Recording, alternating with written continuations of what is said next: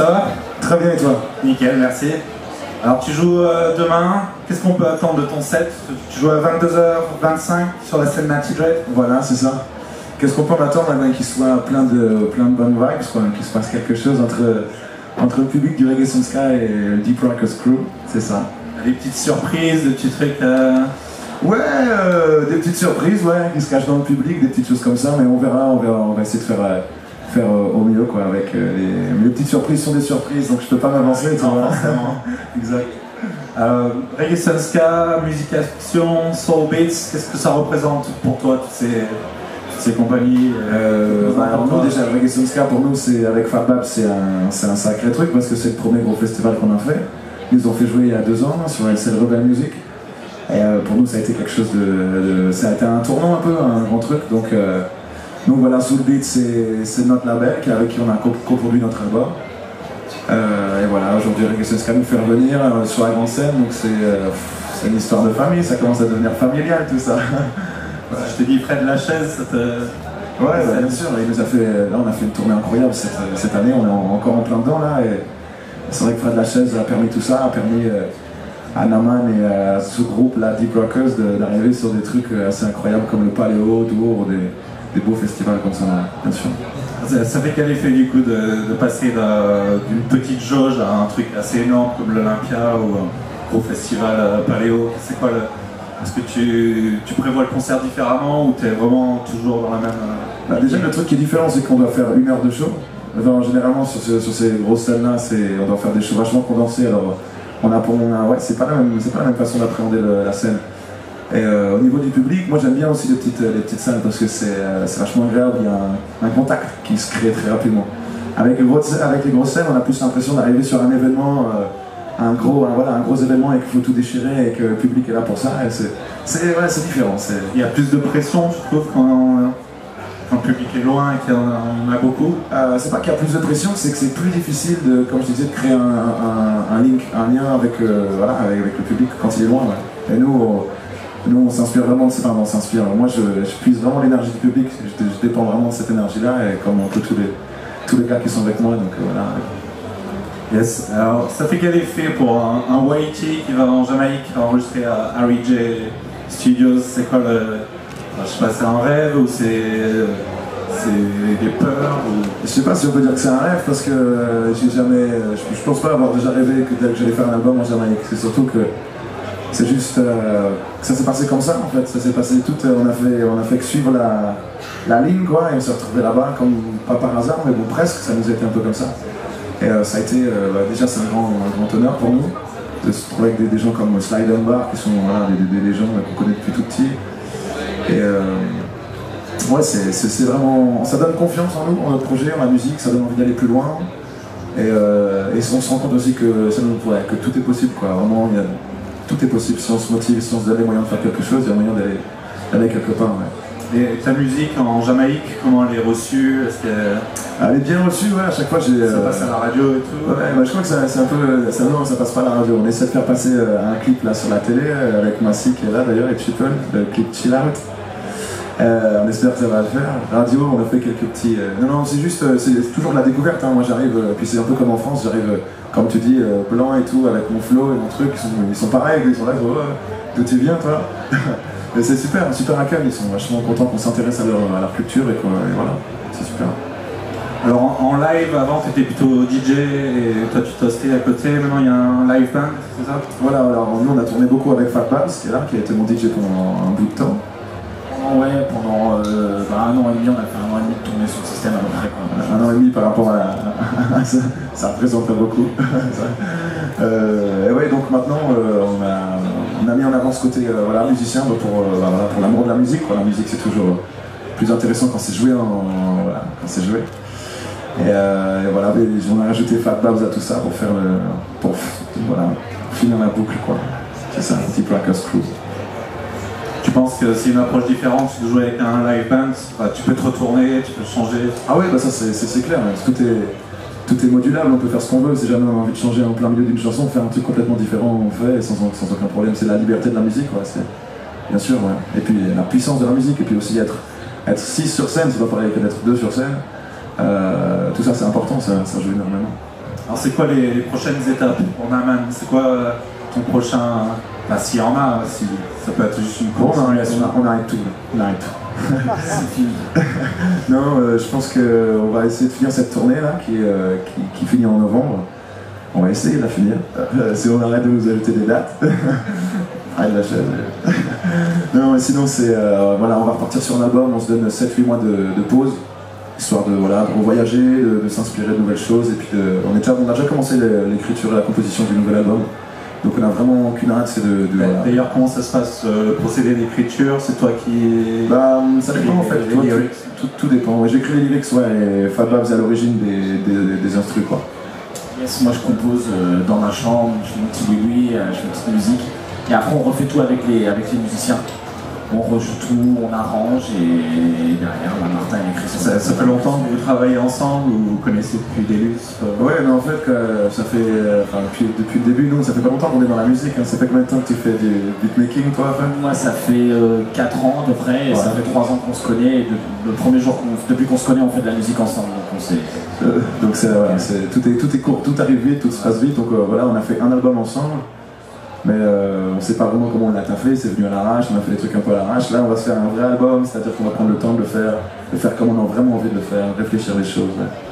Le travail que tu as fait avec le professeur de Foundation, comment ça s'est passé le procédé Alors attends, j'ai pas fait de travail avec le professeur de Foundation, j'aurais bien aimé parce que c'est un super gars. C'est quoi ce scoop? Non, on a travaillé avec Sam Clayton et Steven Stewart à Reggie, donc dans ce studio. Et ouais, c'était vachement intéressant d'avoir ce mix intergénérationnel et aussi leur expérience incroyable. Ils ont taffé sur des albums incroyables d'artistes légendaires, donc c'était super intéressant nous d'arriver avec notre petit truc fait dans notre chambre, vraiment c'était ça. D'arriver chez eux, viens, on fait quoi maintenant? Et voilà, ils sont prêtés au jeu et ouais, ça l'a fait. Mon professeur, t'aimerais bien travailler avec lui? Ah ouais, avec plaisir, c'est quelqu'un que quand on le croise de temps en temps, c'est toujours, c'est un grand personnage. On va essayer d'arranger ça pour toi. Bon, c'est super sympa. Est-ce qu'il y a des questions dans le public? Allez, on se réveille là, un peu l'espace presse, c'est mou. Allez, des questions? Toujours les mêmes? Bonsoir. Salut. Tu es quand même reparti en Jamaïque depuis l'enregistrement de Rockers Backyard, cet hiver tu y étais. Tu as pu rencontrer Cutie Ranks, enfin faire le clip avec lui. Voilà, je voulais savoir ce que tu avais fait là-bas. Je crois que tu étais pas que pour professionnellement, tu étais aussi là. Ouais, globalement, ouais. C'était même le but du voyage, c'était surtout de prendre du temps pour moi, d'être tranquille un peu. Et il se trouve que en Jamaïque, il y a tellement d'opportunités, tellement de musique partout que c'est difficile de rien faire. De toute façon, tourner le clip avec Cutie Ranks, c'était un objectif quand même. Je sais pas, je suis parti en Jamaïque, j'espérais tourner le clip et ça s'est fait. Et voilà, c'est une super chose. Après, j'ai passé beaucoup de temps à chiller, d'où la chanson qu'on a sortie qui s'appelle Chill Out. Voilà, avec mes deux potes. Et j'ai fait quelques concerts, j'ai fait 3-4 concerts à Kingston et les alentours avec quelques musiciens qui ont tourné, donc Axman. Dalton n'était pas là, mais il y avait pas mal de musiciens de l'album qui étaient là. Quelques live radio, et puis voilà, un peu de promo, quoi. Et justement, les concerts, comment tu as ressenti la relation avec le public? La relation avec le public, en Jamaïque, elle est vraiment différente. C'est pas du tout pareil, c'est pas du tout la même façon. Le public écoute, en fait. Le public, il est pas comme chez nous en train de jumper et voilà, et donner tout le love qu'il a en lui. Non, c'est comme je disais tout à l'heure, c'est ça. Si t'arrives à le faire lever le verre, c'est cool, quoi. Moi j'aime bien, de toute façon la musique, l'amour de la musique, ça fait qu'on se noie vite dans la musique, c'est-à-dire que quelqu'un va lancer un rythme et puis voilà, c'est parti pour le freestyle et les gens reçoivent vachement bien.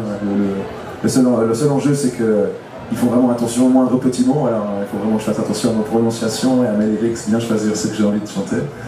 Et voilà, c'est une super expérience. Et il y a eu la Cigale en juin, ouais. Qui était quand même une énorme date. Comment ça s'est passé pour vous? C'était dingue.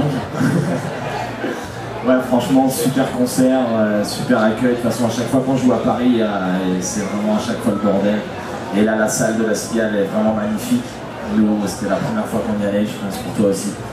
Donc du coup, c'était chargé d'émotions, c'était notre grosse date. Enfin, c'est un super souvenir. Et ça fait plaisir de remplir. Enfin, on n'a pas rempli la Cigale, mais bon, c'était bien rempli quand même. ça fait plaisir de faire ça à Paris, de voir qu'il y a du monde qui répond présent et de réussir à mettre, comme j'en parlais tout à l'heure, cette espèce de lien avec le public. À la Cigale, il s'est vraiment passé ça, il y a vraiment une connexion, une vraie vibe, parce que, comme on recherche vraiment, voilà. Et c'est pour ça que ça a été grand, c'est parce qu'il y a eu beaucoup de gens comme Face Cachée, comme le Junior Yelam qui était là pour nous donner la vibe et pour participer à tout ça, et c'est de ça que c'est fait, quoi. Voilà. Et question peut-être un peu bateau, mais on disait justement que tout ce qui vous arrive, ça vous arrive super vite. Comment vous le gérez vous-même, juste simplement, tu continues à vivre, tu sais d'où tu viens et... Ouais, en fait, il y a forcément un moment où c'est un peu difficile, c'est-à-dire que le moment où tu te rends compte que tu vas pas pouvoir faire comme tu faisais avant, c'est-à-dire qu'il y a plein de choses que, voilà, que ce soit juste par exemple sortir du milieu universitaire et tout ça, moi je sais que ça m'avait fait un peu mal l'année d'après parce que j'avais coupé avec tout ça, tous mes potes de l'université, tous ces trucs, le fait il y a plein de petits sacrifices qui font un petit peu mal, le temps que tu comprennes que en fait c'est que dalle et que ta vie, que la vie qu'on a choisie, elle vaut largement ce côté sacrifice parce qu'on vit des moments incroyables et en plus de ça il y a cette dimension musicale qui est le fait que la musique c'est vraiment une arme, il ne faut pas sous-estimer cette chose-là, la musique c'est très très puissant et qu'on nous donne un micro et qu'on nous permette de dire des choses, c'est une super belle responsabilité et donc ça vaut tous les sacrifices du monde. Et si vous n'en étiez pas là aujourd'hui, vers quoi tu allais là en études et toi ta doc, qu'est-ce que tu faisais avant? Alors moi j'allais être commercial dans l'international mais je trouvais pas donc je vendais des assurances par téléphone. Donc je suis quand même mieux là quoi. Ouais. Et moi j'ai testé le truc, j'ai fait des études de communication que j'ai arrêté et ensuite j'ai fait du graphisme. Voilà, et j'ai côtoyé les gens qui faisaient leur passion en fait et le fait de voir ces gens-là faire leur passion, je me suis dit que ça allait faire de même. Voilà. Moi j'ai une question, je viens d'un média qui n'est pas français, tu chantes en patois et j'aimerais bien avoir ton opinion sur la question pourquoi les artistes comme toi et Bigarins qui êtes les nouvelles sensations françaises ne jouaient jamais en dehors de la France. On joue jamais en dehors de la France, non, si, il a commencé à avoir des... Bon, je dis pas la Jamaïque, hein. Bien sûr, non, c'est vrai que bon, on a eu la chance de jouer en Chine, en Russie, au Canada, en Belgique, en Espagne, en Suisse, en Allemagne. C'est vrai qu'on a le temps, on s'est un peu exporté, bon, sans compter la Jamaïque, les îles Vierges qui sont notre plein gré, quoi. On est aussi des artistes qui sont très jeunes, et donc les choses se font petit à petit, quoi. C'est petit à petit, je pense. Merci. Ok, est-ce qu'il y a encore des questions? Est-ce que c'est une petite dernière pour la route? Alors tu disais que quand tu es parti en Jamaïque, donc il n'y avait pas forcément le type de travail de la musique, c'est plutôt pour chiller, quoi, pour détendre. Ça je viens de croire. On sait que Kingston c'est le meilleur endroit pour faire de la musique en Jamaïque, et selon toi quel est le meilleur spot en fait pour chiller en Jamaïque? Kingston, parce qu'on peut chiller dans la musique, tu vois.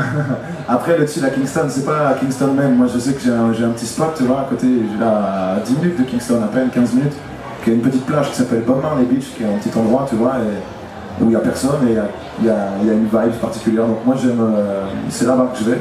Après à Kingston, tu vois, on y va pour les studios, pour la musique, pour les trucs comme ça, pour les soirées.